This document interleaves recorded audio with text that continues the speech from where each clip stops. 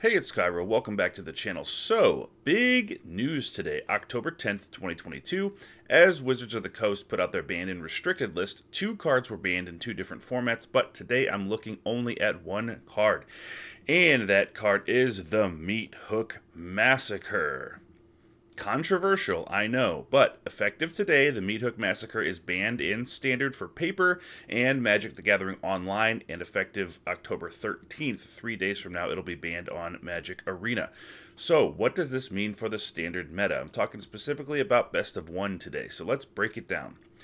As I've covered before, arguably the strongest deck right now in Best of 1 Standard is Mono Black Control, and it's pretty much been that way since the release of Dominaria United.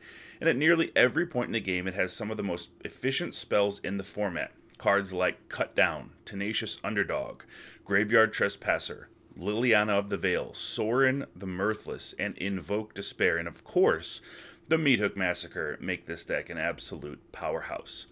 So Mono Black will still be very strong, of course. Banning 1 card is not going to get rid of all of those really powerful cards. But the banning of Meathook Massacre opens up the door for all of the go wide and token creature strategies that couldn't even be tried before now. They just simply were not viable. The days of making a lot of tokens in mono white, I'm thinking Standard 2022, right before the past rotation, or casting a bunch of cheap creatures in red to take your opponent down fast, are simply gone because the risk of getting meat hooked on turn 3 or 4 basically shut the entire strategy down. With Meathook gone, if you want sweepers in black, you basically have 2 options. You can drag to the bottom the new card from Dominaria United, which relies solely on your having enough land types to get at least -3/-3 for it to really be effective, and Path of Peril, which takes out tokens very effectively and can be cleaved with white mana to destroy all creatures, but that's costing 6 mana. And these are good cards, they're fine, but they're simply not as oppressive to an opposing aggro deck as Meathook is. The life drain from an early Meathook versus an aggro deck really matters, and sometimes having that 4 or 5 extra life if you're the one playing the mono black control or the black base control deck, if you have 4 or 5 extra life versus an aggro deck, that's really all you need to stabilize that board. And with that life drain missing, aggro has more of an open door to end games earlier. So let's talk about Path of Peril. Path of Peril uses the more traditional Wrath effect wording of destroy creatures instead of reducing power and toughness by X, which allows aggro to use more shield counter strategies or indestructibility strategies to get around the effect. I think the difference between these 2 effects here is pretty enormous and shouldn't be understated. Path is also a dead card versus most mid-range decks, while good versus aggro, it can lead to losses when playing against decks that amass creatures on turns 3, 4, 5, and 6, because the cleaved version of it costs 6 mana, and by the time you get around to that, there's so much value that's been acquired by these opposing mid-range decks that it's hard to do that. So it's very modal. It's very good against aggro decks, but it's not so good against mid-range. When we're talking about drag to the bottom, it looks like the obvious successor to Meathook. That's, I think, where everybody's going to go, but it also requires that you change your mana base heavily. You can't just run all swamps and drag to the bottom.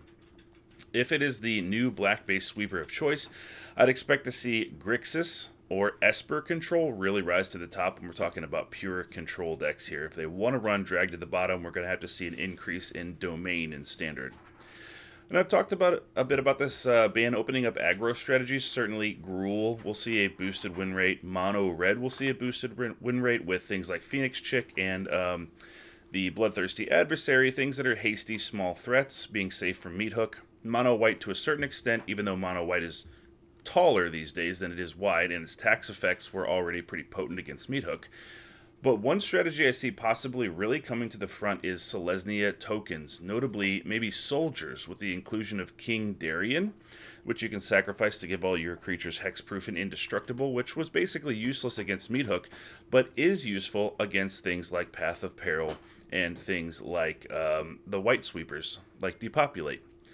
Maybe even the new card Valiant Veteran if you're going into the soldier archetype. Naya is also looking much stronger now than before, possibly Naya Humans. And we're going to see if my predictions come to pass, but I will say one thing is going to be certain, whether I'm right or wrong about this, this will shake things up, and though Mono Black will still remain strong, we should be seeing more aggro, a slightly faster best of 1 meta, and maybe more multicolor decks emerge, likely, as I said, in Esper or Grixis color pairs. Thanks for watching, thanks for hitting the thumbs up on the video and sharing. If you agree, if you disagree, or have anything to add to the discussion, post a comment below and I will get back to you. Until next time, I'll talk to you later, and best of luck in the arena.